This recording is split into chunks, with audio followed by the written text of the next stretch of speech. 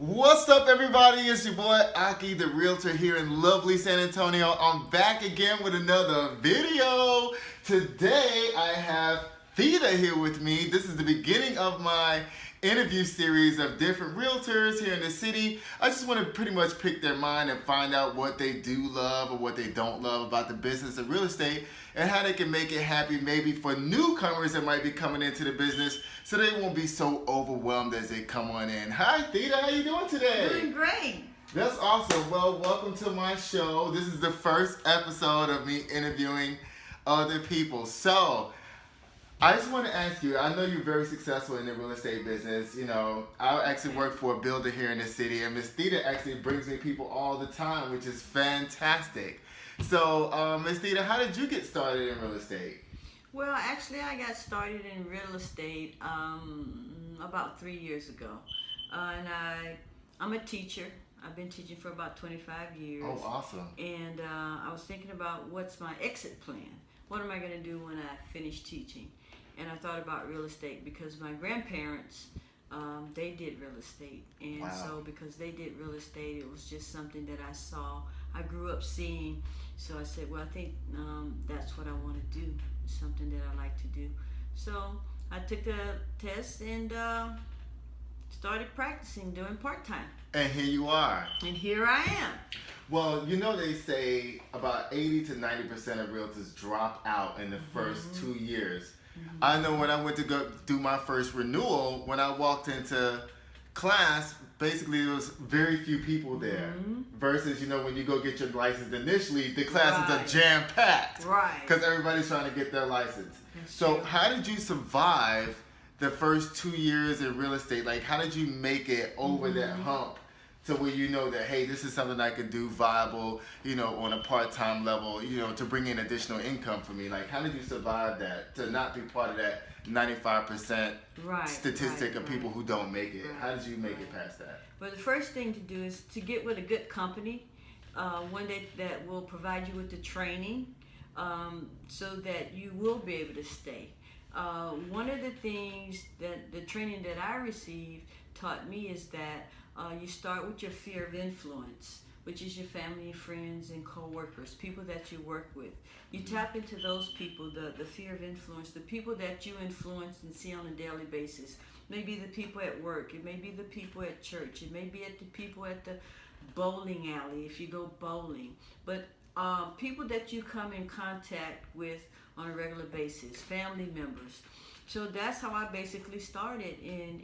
So, just for people who don't know the sphere of influence, these are people basically that you already know that you should start your real estate business with, right? Exactly.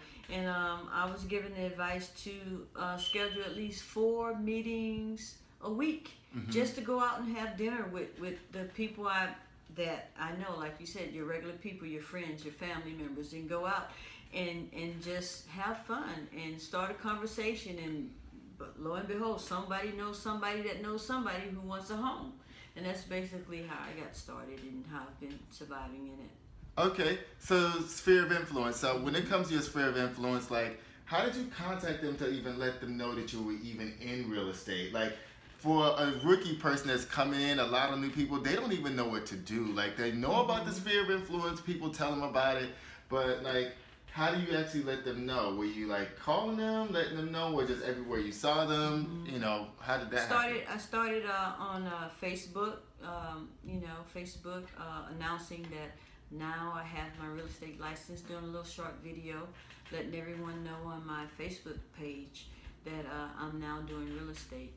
Then I called family members and I let them know.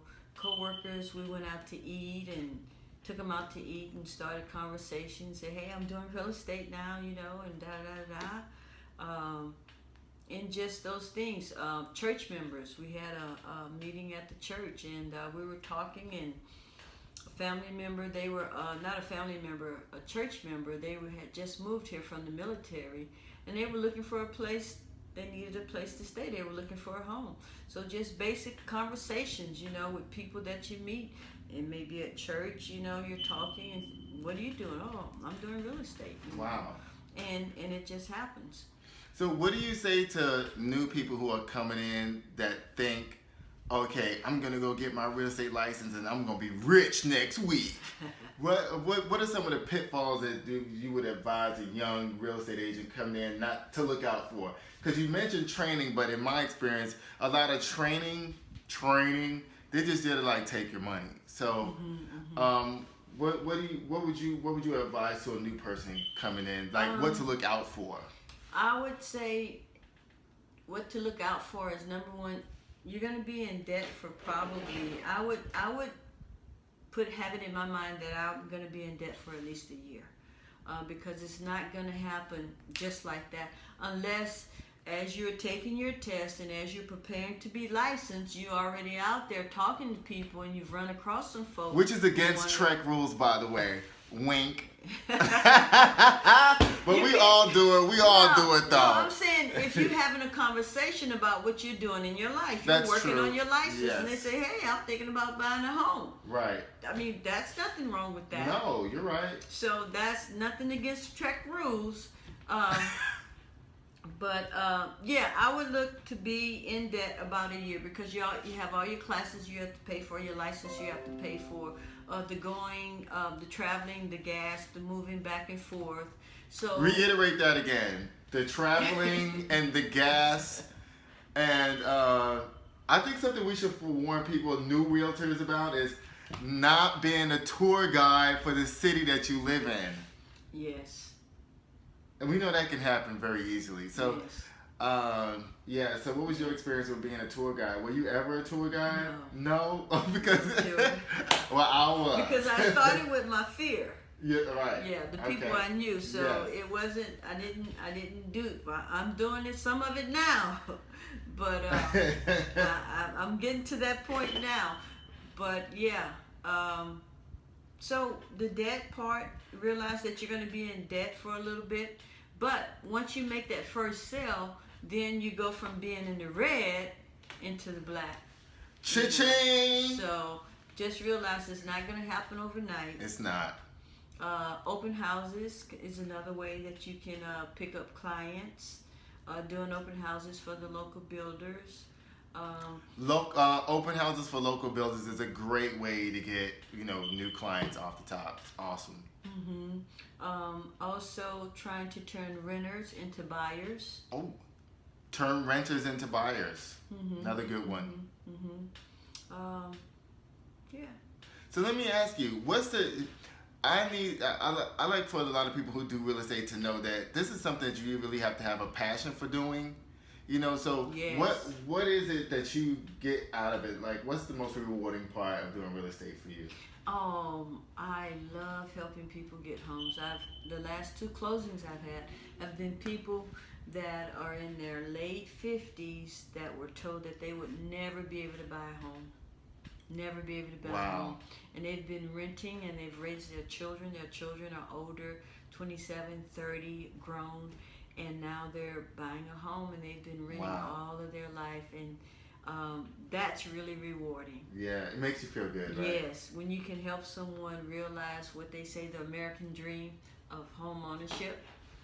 It's awesome to help people. Yeah. It's a great feeling. Yeah. It really is. Yeah. It's not the house where you make all the money on it. That's true. You have homes where you can make a whole lot of money on. They have all these bonuses and things. That's not the most rewarding part. You have to have a passion for helping people. Yes. Yeah. So I only have a couple of more questions before we end this wonderful video. Ms. Theda, how can people get in contact with you if they wanted to purchase a home? Even though this is my channel, you're supposed to be buying from me first. But if you love her beautiful, wonderful personality, sure, Ms. Theda, how can people get in contact with you? They can, if they're looking to buy a home, you can go to converseproperties.com. That's my website. And that's Converse. For people who don't live in San Antonio, the CONVERSE. Yes, properties. Properties.com.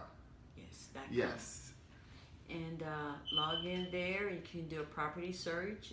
We'll send you emails and try to help you find what you're looking for. If you want to sell your home, we'll also put it on the market for you. Are you on Facebook, Instagram, or anything like that?